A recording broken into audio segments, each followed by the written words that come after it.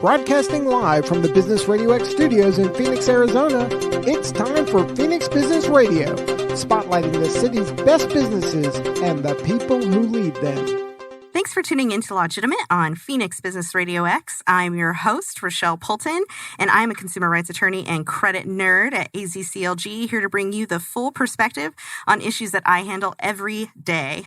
This is our last episode in our credit reporting series, and today's topic is credit repair. Everything you want to know. I love credit. I love talking about credit. I talk about credit literally all the time. I teach continuing legal education to attorneys on credit. I practice in credit law. I help with credit repair. I freaking love credit.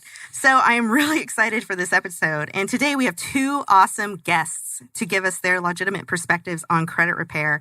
We have Gary Nitzkin, who is president of Credit Repair Lawyers of America, and Derick Vogel, founder and CEO of Credit Absolute. So all three of us are credit repair professionals, but we each occupy different areas in the world of credit. So let's start with Gary. Gary, tell us about your street cred. Tell us how you help people. Why do you help people with credit repair? And what makes you legitimate? We're positioned a little bit differently than regular credit repair companies. We do credit repair litigation. When credit repair companies such as Derick's company or your company can't get things off the credit report the nice way, we do it through litigation. We help the creditors and the credit reporting agencies see the light. Well put. And what about you, Derick? So my background was in mortgages. Did that for almost 10 years. And when I worked with credit repair companies, it wasn't the way that I would want to be treated, in a sense, or my clients to be treated. And so I had an opportunity 7 years ago to start Credit Absolute. And so with that, I just also lived through some credit prison, as I would say, when I was younger. So I had to learn the hard way, but I was able to create a business that also treats clients the way that I wanted to be treated. And so that was my passion. So I knew I could help them in a more legitimate way to help them reach their goals faster so that they could purchase a home or any financing for that matter. Awesome. Those are both great answers. But now on to the fun part, credit repair. So let's deal with the elephant in the room, the credit repair reputation. It's bad. Why? And what are you doing to change that? Let's start with you, Derick. Well, I think that it's improved personally in the past 5 to 10 years, really. I mean, I think in the past that, yes, it did have a bad, I guess as you say, aura to it. But, with NASCO in place, which is the National Association Services Organization, I've met a lot of great credit repair owners that do it the right way. And I was also just looking at different ways when I started my company. And I found that a performance-based model is the most legitimate because the clients pay for what they get, right? So we don't charge clients unless they actually see results. The other companies, nothing against them in the sense I don't like to talk down on anybody in the sense of, that perspective, but, charging people a bunch of money up front, which is illegal anyways. And then the monthly models, I see a lot of successful companies that way, but I just have a tendency to see clients' responses where they just keep paying a monthly fee. Yes, they do get results sometimes, but it's more or less, there's no incentive for that type of model to get them out of the program quickly, as opposed to a performance-based company that's driven to get results, because if they don't get paid. Derick, you wouldn't be referring to some large national credit repair company, would you? May or may not have been sued. By the CFPB? Possibly. So a performance-based model, I love that concept. I'm a big fan of efficiency myself. But what about you, Gary? Well, I've got a slightly different opinion than Derick. The credit repair industry has good apples and bad apples. Unfortunately, I think it's that minority of bad apples that control the reputation. The people that belong to organizations such as NACSO, which is a very good organization, those are typically the credit repair companies that care about their reputation and care about the industry. You have a lot of people who are fly-by-nights and do this work across the kitchen table, and they'll charge fees up front, and then you'll never see them again. Those are the ones giving the credit repair industry a black eye. I would agree. Well, fortunately, we've got people like Derick in your company and Rochelle in your company that are crusaders and holding up, keeping up a wonderful reputation. And it's because of you that a lot of us are still in business today. I'll tell you what we've also done. We've started a website a few years ago called freecreditlawyer.com, and it's just aimed at new companies coming into the credit repair business.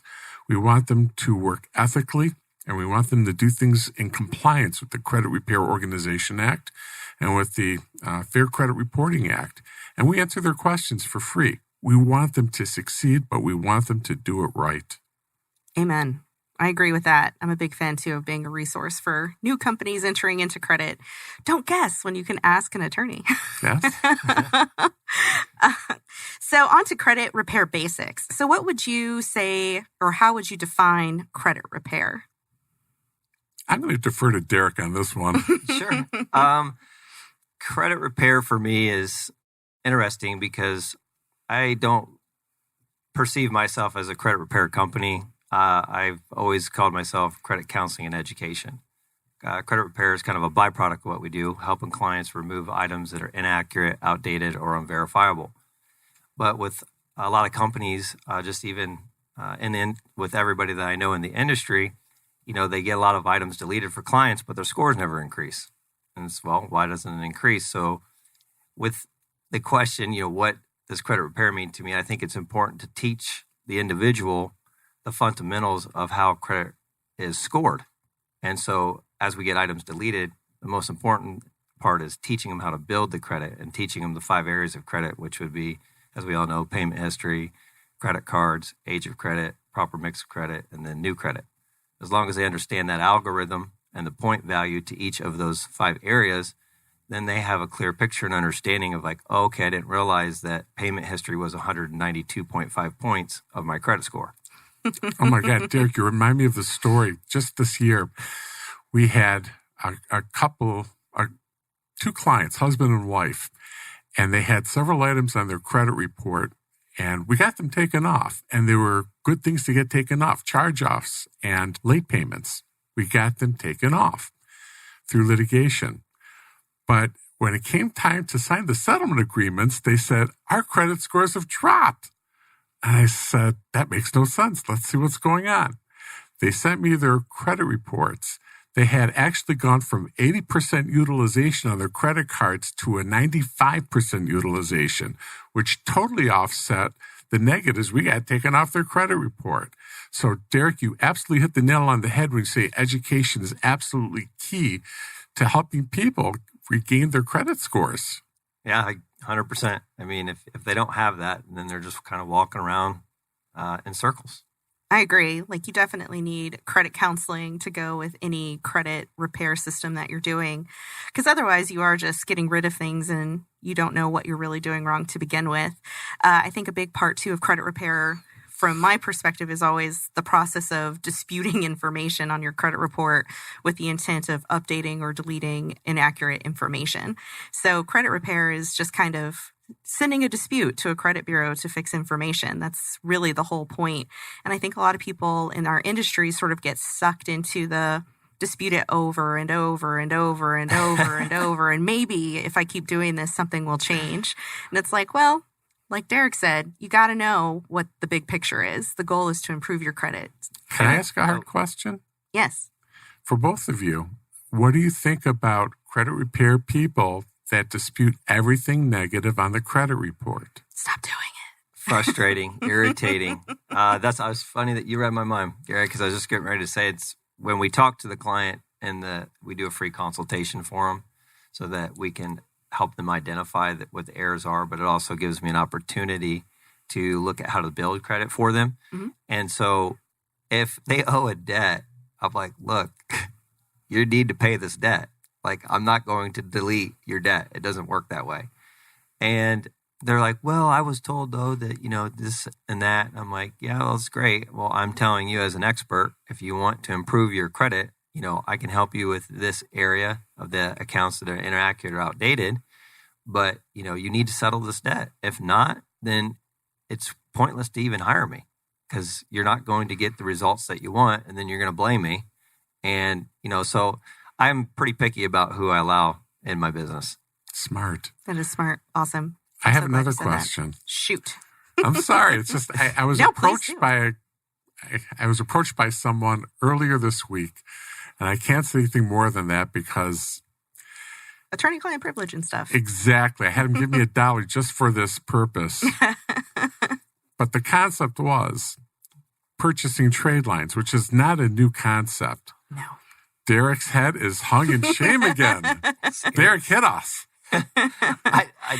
I get people asking me all the time, can I buy trade lines? And I'm like, sure, if you want to go to prison, go ahead. I'm like, but again, I recommend that you don't even go that route because you don't need to, number one.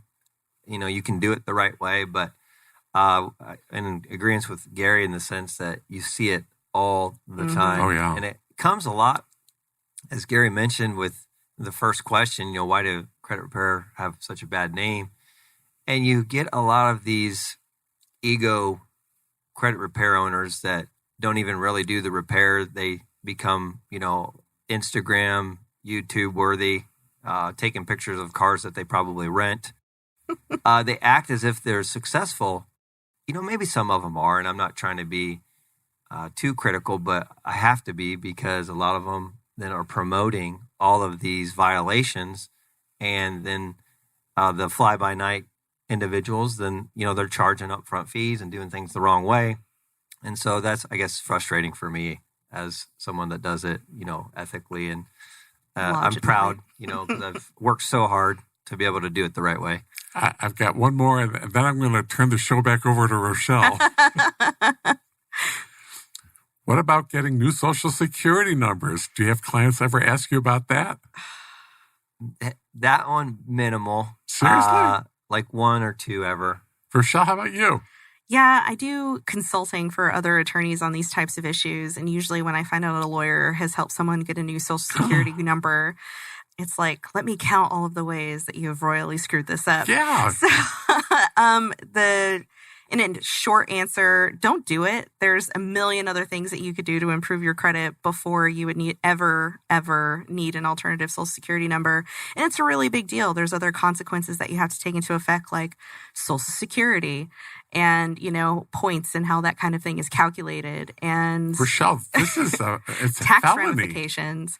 There's legal ways to obtain new Social Security numbers. Like you can get a federal ID number, but the other way is to get another social. Well, that's one method that people have come to us with. They said, I was told to get a federal ID number. Oh, no, don't do and that. use that That's as a legal. SOCH. I mean, that's just out and out fraud.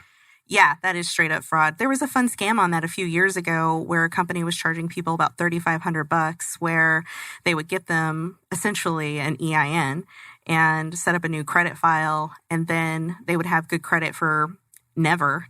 But then they wanted to go somewhere and file a police report or sue them for fraud. And it's like, no, you committed a felony. Yes. By doing that. You have literally no recourse. So I would say for most of those scams, like buying those user accounts, people may not know, but like a company will sell them for $500, $5,000. It just sort of ranges on how much money you're willing to pay for someone else to be an authorized user on someone else's credit card. And there's no need to do that. There's never a need to do that. And if you feel like it's too good to be true, it's because it is. There's plenty of great companies out there where you can call and get a free consultation and find out whether or not what you heard on the internet or from your best friend's brother or whoever on the side of the road, all of those fun signs, just verify the information before you go about engaging in questionable conduct. Great advice. So, pro tip for those of you who are thinking about hiring credit repair, why don't you take a look at your credit report? A lot of times people don't know that they actually have fantastic credit and don't need credit repair. They just assume that in the past, maybe something might still be haunting them, but it's been too long, like 10 years, 15 years, and they actually have like really perfect credit. And if you go to a company that you just pay a fee up front, without anyone ever looking at your score, you can be in a credit repair program for like 3 years and never know your credit was perfect to begin with. So That's crazy. just You look make first. them look at their credit report with us. So Every time. yes. So at Credit Absolute, you have to sign up for your own credit monitoring site. Us too. Know what you're doing. So what are the most common problems that you fix using credit repair? I would say priority, it's medical collections that have been resold, they're re-aged, and then student loans are a drastic issue in our country, unfortunately. And so with that, we just really just try to guide them down the path of, if they're delinquent on the student loans, encouraging them to do the rehabilitation program that's out there. And that's actually a service I don't even charge for because they can do it on their own. I know there's other companies that have a lot of success with it. And, it's good when you find one that does it ethically. And then if not, helping them try to consolidate their student loans. But that can be tricky sometimes because paying off a bunch of debt can drop their scores. But in the big picture, if they can have a lower payment, lower interest rate, lower payment, and it helps their debt to income if they're trying to purchase something, we just really try to set expectations accordingly for them. Awesome. It's so cool you've got a mortgage background because it's interesting to hear your perspective on these things. I don't have that same mortgage background, and it's enlightening to me to hear what you say, Derick. Oh, thank you. And Rochelle, you do consolidations and rehabilitations. Your office performs those services, don't they? Yeah, we deal with the whole gamut of student loan stuff. So we deal with private and federal and help people with rehab, help lower their payment plans. Usually if we can just get them to troubleshoot it on their own, we will. But it ends up being so complicated sometimes. Like you don't know where your loans are. You're not sure when the last time you made a payment. You don't know who you're paying or who you've been paying this whole time. So sometimes it's a bit of a research project. And then now we deal with a lot of closed schools and what are your options. So it becomes this whole fun analysis that changes every 6 months. So. Sure. That makes perfect sense. So Rochelle, when you help people with the student loans, do you get on their NSLDS? Every time. Okay, and they usually know the passwords? Yes. So I am so jealous. FSAID has created a great system for resetting your password these days. So it's not what it used to be where if you forgot it, you were permanently locked out. So you can actually get back in now, thankfully. And Well, don't tell my people that. I like to tell them if you lose your password, you're going to pay these things forever for the rest of your life. You're still doing that, though. Yeah, that's true. So what are the most common problems that you fix with your litigation credit repair? We've been doing a lot of lawsuits on creditors that have been reporting monthly payments on closed accounts and charged off accounts. We're talking, 30, 40 lawsuits a month, sometimes more. We send the credit bureaus notice saying, look, you can't report a monthly payment on a closed and charged off account. Yeah, creditor verified it as accurate.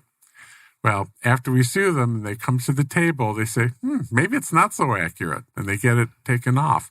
The nice thing about doing this kind of litigation is part of the settlement is we make them remove the trade line.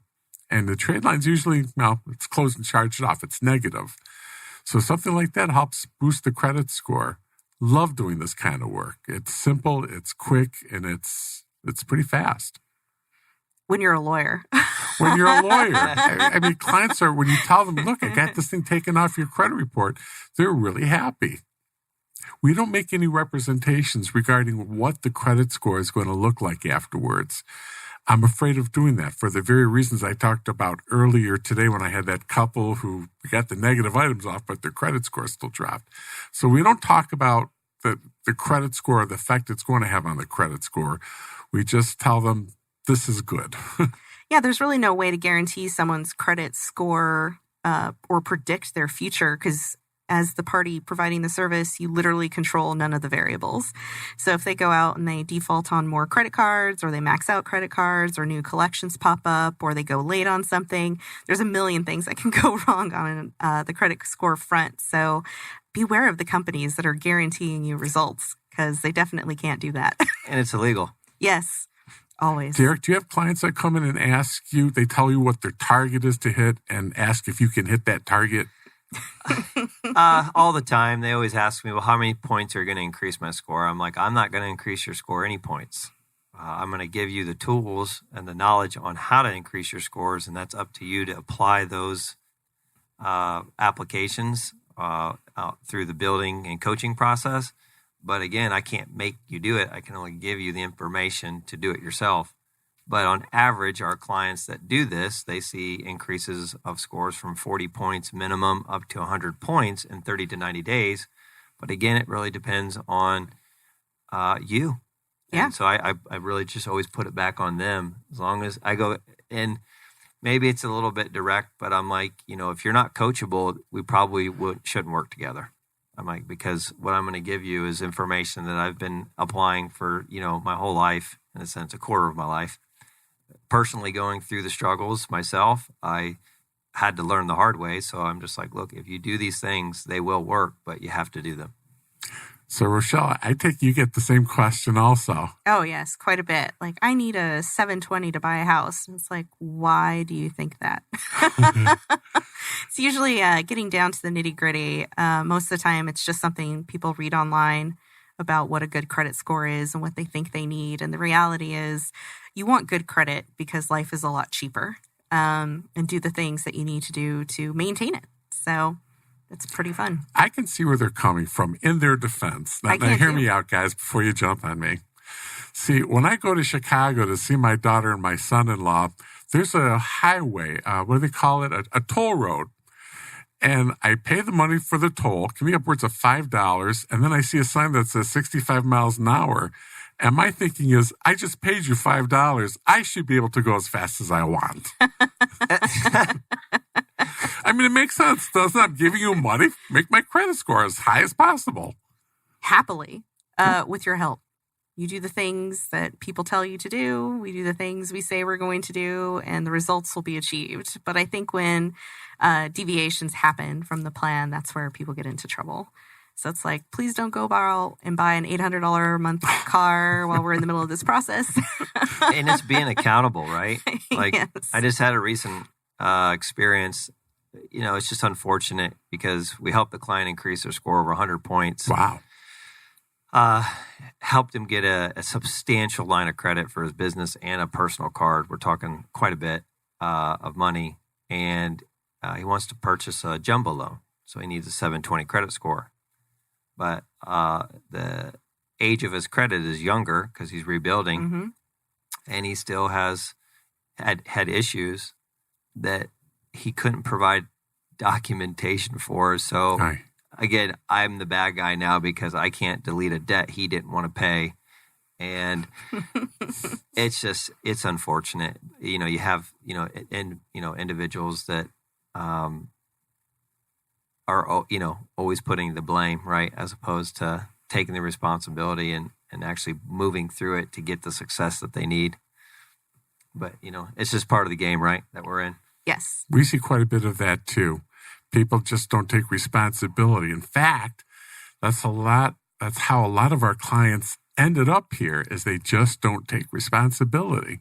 Some are really, really want to improve their credit. They had some bad times. Sometimes things are unpredictable. The medical expenses, no one wanted that. You're something happens to your house, you got to fix it. Your car, these things happen.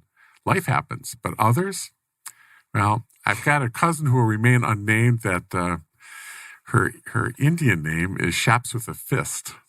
And she's got a shopping Jones. Seriously. And her credit's is in the crapper, and there's nothing she can really do about it other than to change her habits. That's hilarious. That was awesome. Am I in trouble? No, not at all. But let's talk about one of the most common errors that people want to know what they can do, and that is late payments. So we all know late payments will definitely hurt you for about 24 months, but the question is, what can you do about them? And Gary, you've already touched on, well, if it's already charged off and closed. But that's different than a late payment. I mean, that's how you get to a charge it off and close. Funny story. My office manager, Julie Lamanna. Derick, remember Julie? Yeah, of course. Yeah, I remember Julie. Julie left me for 6 months to go work for a big national debt buying company. And she said, we used to routinely get these letters that asked for forgiveness if someone was late with a payment. They would ask, please, I've had this account for quite some time. I'm a good payer. Would you please remove the derogatory off my credit report? She says they would laugh as they would throw them in the shredder. Now, some companies have a heart. They have a soul. They'll actually consider these letters and say, okay, that's fine. Macy's, I think, does it. Target, I think, has done it once. My wife was late with a payment once, and she threw herself on the mercy of them, and they took it off. So there's something I think you can do. But Derick and Rochelle, I think you guys are on the front lines of this sort of thing. What have you seen? The biggest thing that I get the question a lot, can you correct it? And I'm like, well, were you actually late? And they're like, some are like, yeah. I'm like, well, then no, you can't. But you can do the forgiveness route. And I've seen it done with all different types of companies, the big ones, the little ones.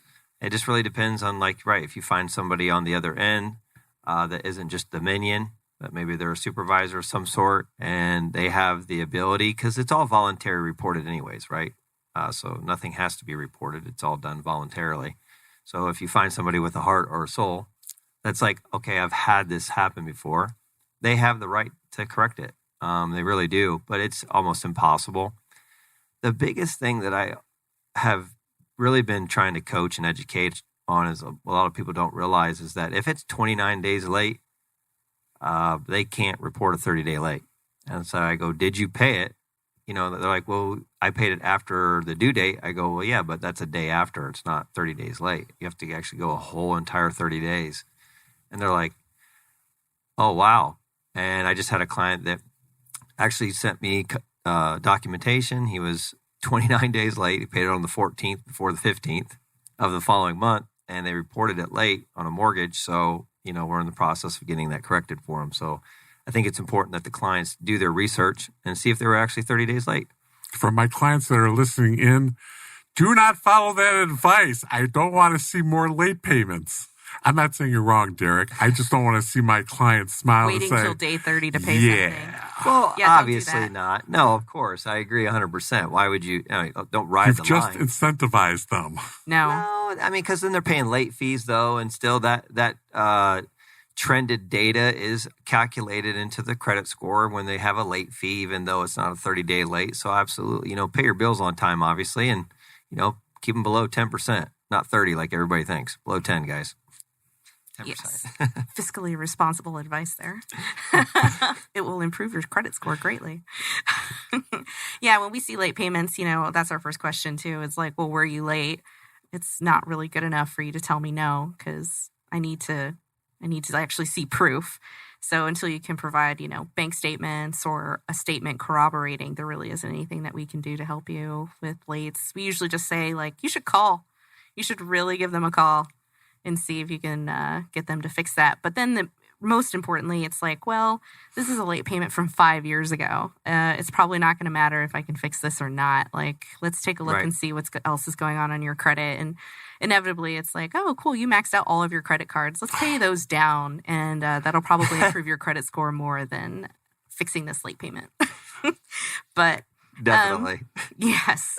So comprehensive review before you just jump into solutions on that issue. But Bank of America has a fun policy on their website where they tell you, like, we will never delay late payments, even with the good faith dispute letters. Have you run across this problem, or have you ever known them to deviate from this policy? I actually, I actually somehow through, I'm not sure, just the industry, knowing the right people, was able to get vice president of the Bank of America, and had a personal conversation on the issue, and they actually corrected the issue based on the information for the client that had given me. He was in a position. It was a few years ago, so I can't remember all the details, but it was with Bank of America. I know that for a fact, and they were gracious enough to fix the issue. Awesome. But it wasn't with somebody calling in the customer service. Like, I had to go to the top. Yes. Yeah. And you, Gary? No, not with Bank of America. That's why we routinely sue them. And as part of the settlement, they usually delete the trade line. Only Wells Fargo recently gave us a hard time about deleting a trade line recently. It's the first time in literally thousands of cases we've had where they say, we'll update the trade line and they won't delete it. But it was the deal we had to make at the time. Interesting. Good to know. Wells Fargo, we're coming for you. So what about collections, charge-offs, judgments, bad debts? My philosophy is to always solve the underlying debt, not just pay it, but use a holistic approach. But what about you two? How do you use credit repair to fix debt problems? Well, first, judgments aren't reported on credit reports anymore. So, and if they owe the debt, it's like, look, you need to pay your debt. That's pretty straightforward on a judgment. But with collections and charge-offs, it's going to depend on the statute of limitations, how old it is. If they legally have the right to even collect from them anymore. But if it's newer, of course, we're always coaching them to figure out some type of settlement. With the collection company, for me, it's always just verifying that the debt's even real. Do they have validation of debt? Do they have some type of contractual proof that the client owed the money? Again, how old is the account? So once we identify those, then we're able to put the right dispute tactics in place for them, or use a credit firm that, like with Gary, for instance, having him sue him for the FCRA violations. I like it. So there are some different techniques we use for each of these things. Mm-hmm. With judgments, we're really careful that when we negotiate a judgment on behalf of a client, we get in writing that they're not going to just report the judgment as satisfied. We like to do a stipulation to set the judgment aside and to dismiss the case. I understand that judgments are no longer reported on credit reports, but these mortgage types that pull your credit reports, they still find out. They also find out about the tax liens. I can't remember what that service software is called that they use off the top of my head. I can't remember. But yeah, they always find them. 100%. Yeah, it's always on a title report. It's always going to appear there because they're liens. Yes. All liens are public record. And collection companies, these guys you got to be really careful about because they will say anything to get a debt collected. And I'm telling you this from experience because I used to be a debt collection attorney until 2017 when I had that real bad collection experience. And in the course of an hour, my life turned 180 degrees in court. Seriously. I walked out of court and I said, I'm not doing this anymore. And I called my wife and I said, I quit. When she says, well, what are you going to do? I said, I don't know, but I'm not doing this anymore. As a collection attorney, my debt collection clients, they hire people who are debtors themselves. They're just on the other side of the phone. And they get paid a piece of what they collect. The collection agency does, and so does the debt collector. So if we ever deal with a debt collector, I know enough that we get everything in writing. And if we make a deal with them that we're going to pay this debt, but you're going to take it off the credit report, we do one of two things. We put it in a letter that's enclosed with the check. And I tell my credit repair companies, such as Derick, and Derick, you remember Charles? Of course, yeah. Had dinner with him last night. Charles is all over me about updating the endorsement on the back of the check that I gave to him that says something as simple as, by endorsing this check, you've agreed to remove any negative reporting of the debt. So you have something in writing and a signature. Another thing you might want to think about is even getting an email from them saying, please confirm that you're going to delete this item from the credit report. Without a writing, your agreement ain't worth the paper it's written on. It's true. It's true. Trusting a debt collector to do what they say they're going to do on the phone is completely different than my old self would have been hurt, but you're right. You've come over to the right side.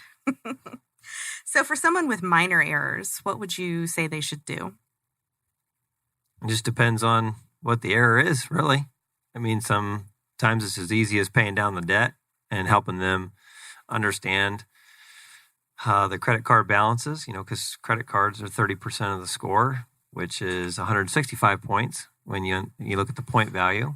It could be as easy as them just the proper mix of credit. So if they don't have enough credit, it's maybe they open up a different credit card, a department store card.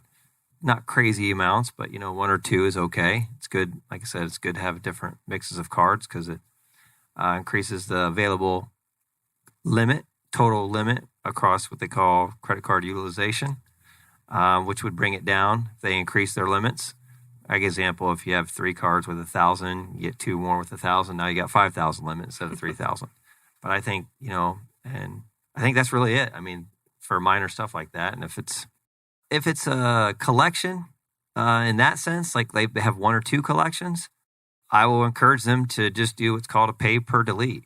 I'm like, you don't need to pay me to help you do this. And I go, if you can't get it deleted on your own, then call me back, and then we can talk about working together. But, just make sure that they give you it in writing first before you give them any money. And then if they agree to it and you get it in writing, go ahead and send them like a certified check money order. Don't give them, your debit card or a check.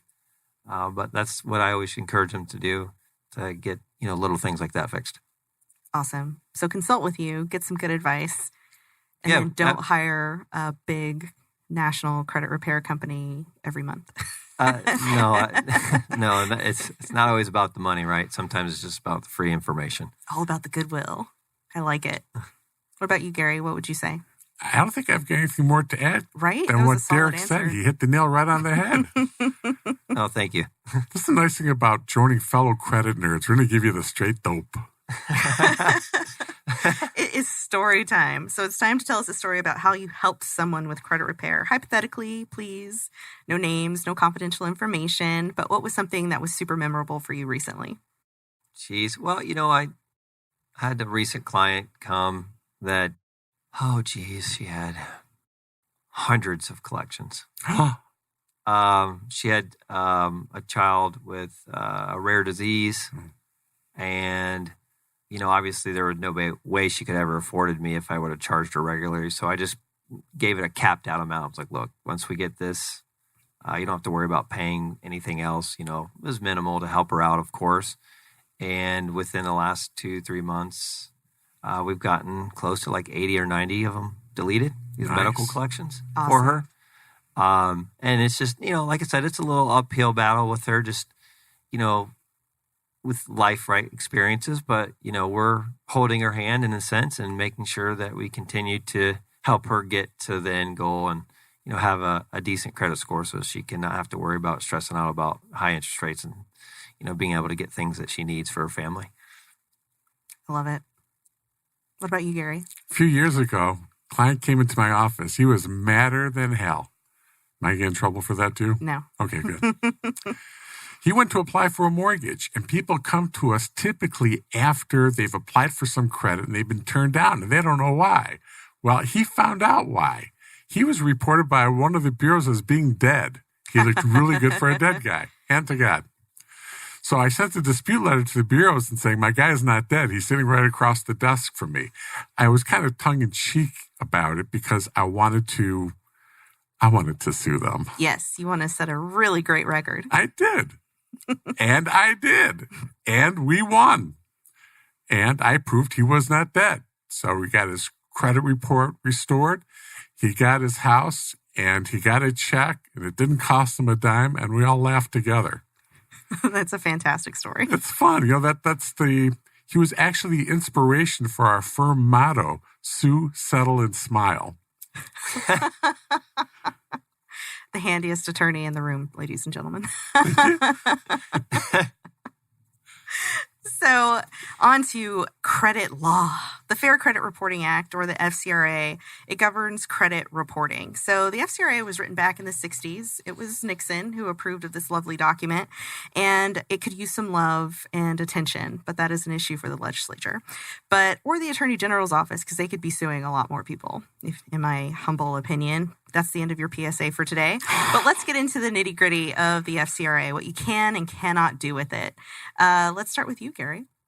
Well, the Fair Credit Reporting Act gives consumers some pretty narrow rights. I would say broad rights, but they're not all that broad.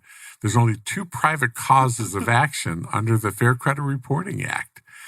There's 2 against the furnisher. 2 against the furnisher and 3 against the credit reporting agency. Now, the Fair Credit Reporting Act governs these guys a lot. There's so many things they must do, and things that they can't do. But if they don't do them and they ignore the Fair Credit Reporting Act, you, as Joe Consumer, have to talk to the Attorney General to get any of these other rights enforced. I don't think that's a great idea. But they say, like making sausages, you never want to see how a law starts off and turns into a law. It's a bill to the law. And the same thing happened with the Fair Credit Reporting Act. Just to cut the boring stuff out, the statute as it ended up today was not how it looked as a bill. So give me an example. Like, I think one of the most common questions I get is, well, can't I just sue XYZ company for reporting this information incorrectly? We get that too.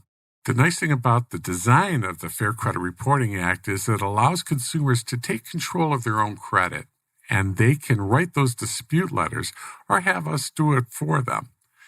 And if the credit reporting agency doesn't get it right, if the furnisher doesn't get it right, and if they're not communicating properly, then you can sue them.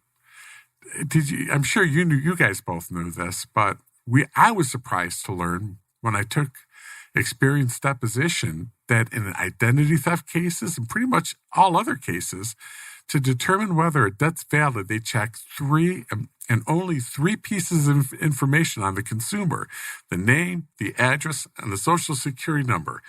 And they look to see their records, if they match up with those 3 pieces of information on the furnisher's records. And if they match up, they've made a love connection. It's verified. Whether it's yours or not, they don't care. But it's verified, and they've complied with the law. There's so many changes I would make to the Fair Credit Reporting Act, but no one's asked me yet, except for you. What about you? Do you have anything to add about what you can and can't do that would be surprising? Not necessarily. I think Gary covered it pretty spot on. For me, it's just I always use the kind of the basic 3. If it's not 100% accurate or 100% verifiable, then we want to research it and make sure that it is. And if it isn't, then we take next steps. Can I make just one rant about the Fair Credit Reporting Act? Please do. Okay. You asked for it. And it's in defense of you credit repair pros that are not attorneys. Rochelle, you're an attorney, but Derick, you're not.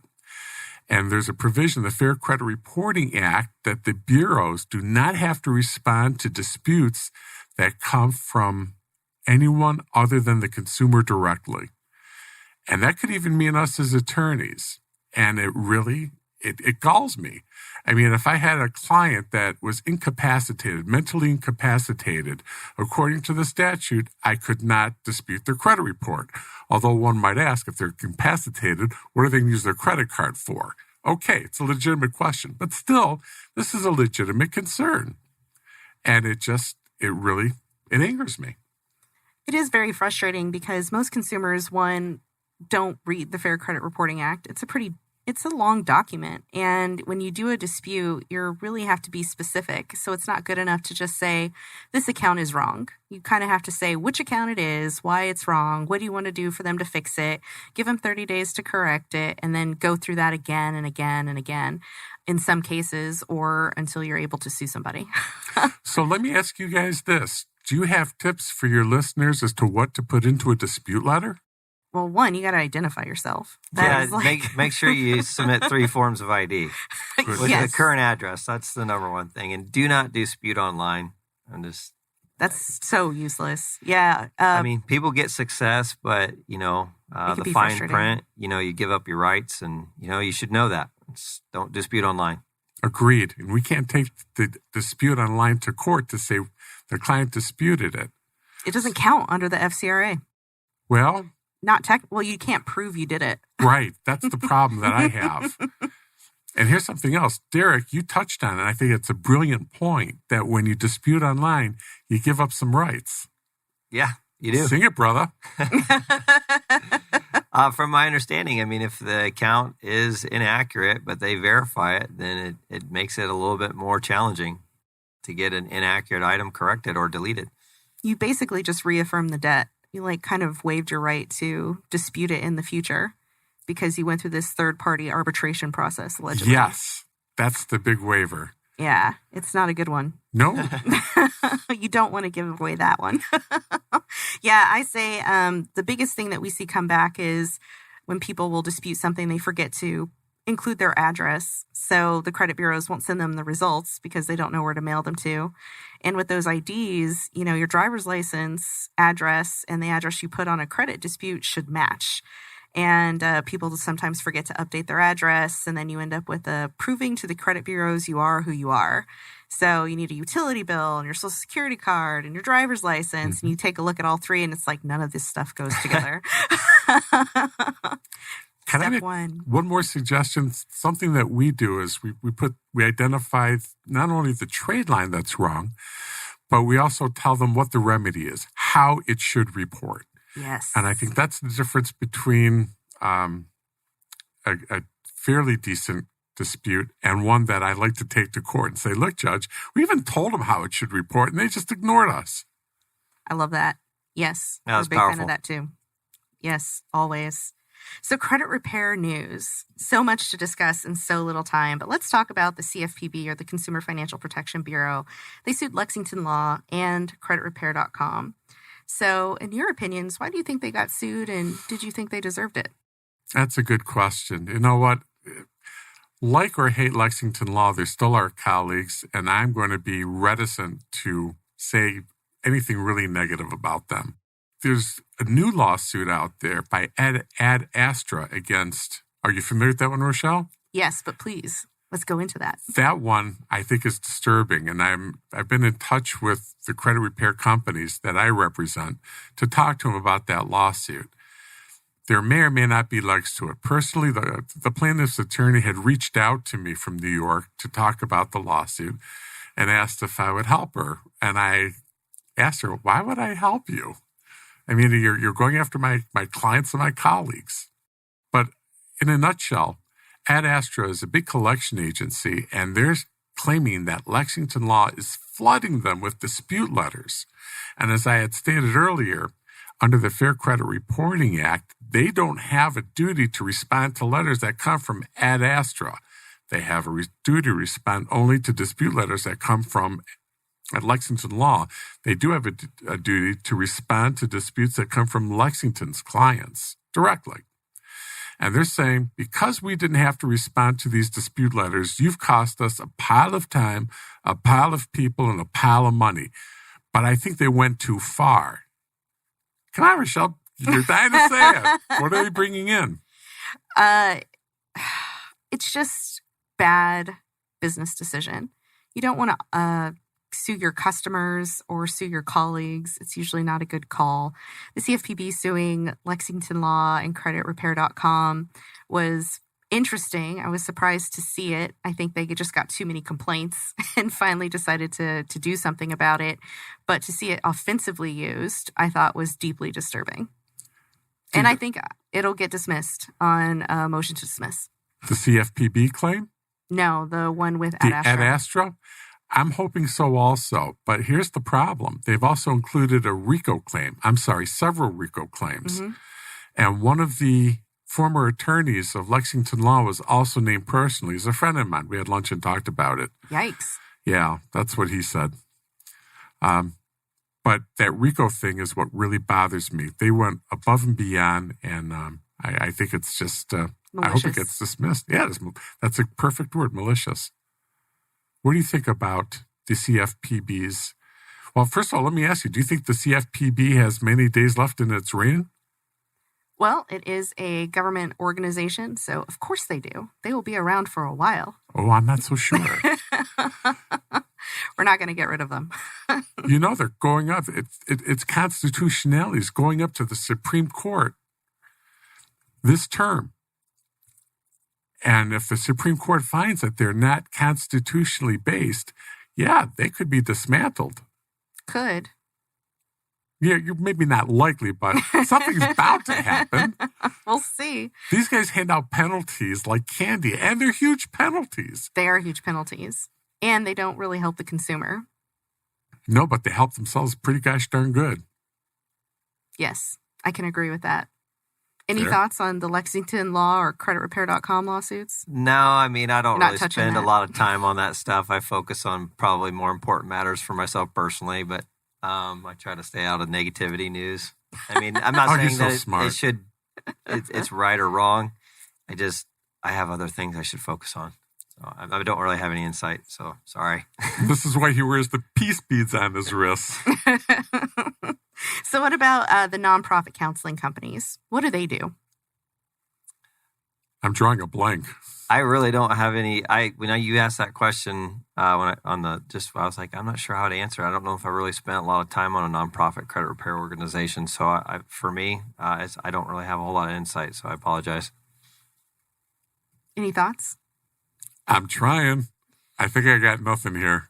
I think that's probably the main problem with nonprofit credit counseling is you see it advertised a lot, but you're not quite sure what they do. Doesn't seem to be a whole lot of substance on the website itself. You get they call, they get advice, but typically I was surprised to learn that a lot of these companies don't actually look at people's credit reports before they enroll them in a credit counseling program. Are you talking about something like GreenPath? No, they do GreenPath does a lot of services.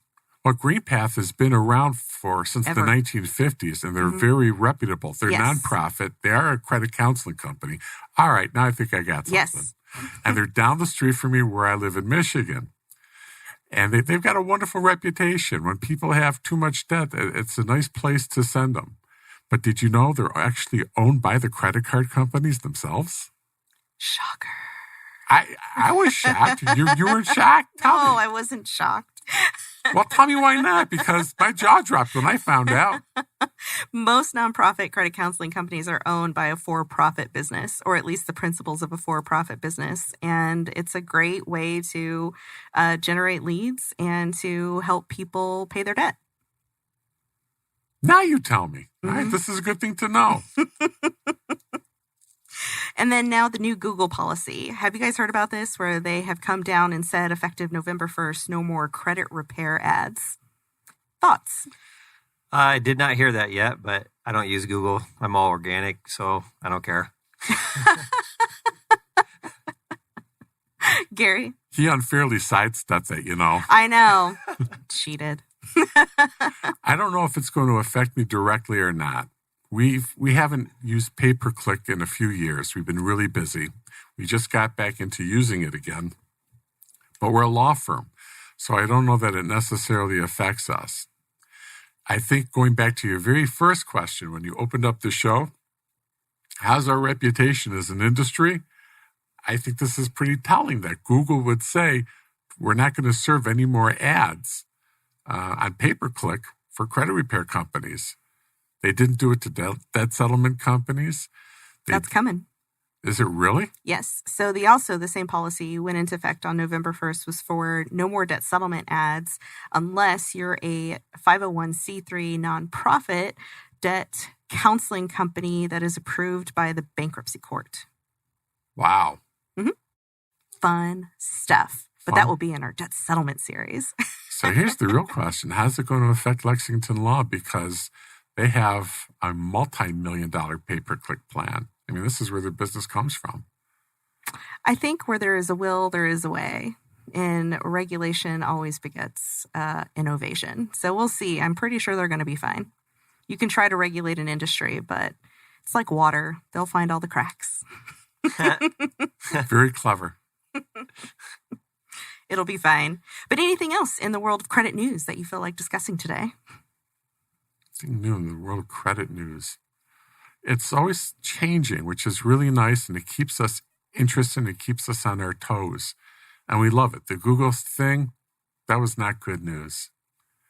But who knows? Maybe there'll be some other good news coming down the pike. Maybe Google will get hit for a lawsuit. Who knows? And they'll change their mind. That is the most likely outcome of that result. I agree. We can make that a class action, I'll pass on that. It's Google. Credit repair is such a fun topic, but if our listeners want to know more information about your companies, please tell them what is the best way to contact you. You could go to creditabsolute.com. for my homepage. And then I also have a YouTube channel with a lot of free coaching videos and insight on the 5 areas of credit. We touched on a couple today. I have a LinkedIn account. But all you have to do is type in Credit Absolute, and you'll be able to find me on really any social media site. And my name is Derick Vogel. And if you want to reach me directly, you can always call me at the office or email me at dvogel@creditabsolute.com. And Derick, you have a fun spelling of your first name. Would you mind spelling that for our listeners? Yeah, the right way. Derick. Thank you, because they're going to not potentially spell that right. And then last name is Vogel, V as in Victor, Ogel. Awesome. And what about you, Gary? I think Derick is pronouncing his name wrong all these years. It's actually Derick. He only heard that like 30 times in kindergarten, I'm sure. They couldn't spell in kindergarten. Anyways, I'm Gary Nitzkin. I'm a credit repair attorney with Credit Repair Lawyers of America. We love what we do. We're in several states. We're at Credit Repair Lawyer Sam. That's the best way to remember it. Oh, no, you know what? I shortened it. CRLAM.com for Credit Repair Lawyers of America. That's easier to remember. Hell, even I can remember that. So thank you, Gary Nitzkin and Derick Vogel, for being here and giving us the legitimate perspective. And thanks, as always, to Phoenix Business RadioX and to you listening. And thank you also to our sponsor, AZ Credit Law Group, PLLC, providing legal services to help improve credit. Visit us online at azclg.com. And join us next time on November 21st at 3 p.m. for part 1 of our 6-part series on the world of debt, starting with debt collectors. And I'm Rochelle Poulton, legitimately yours. Talk to you next time.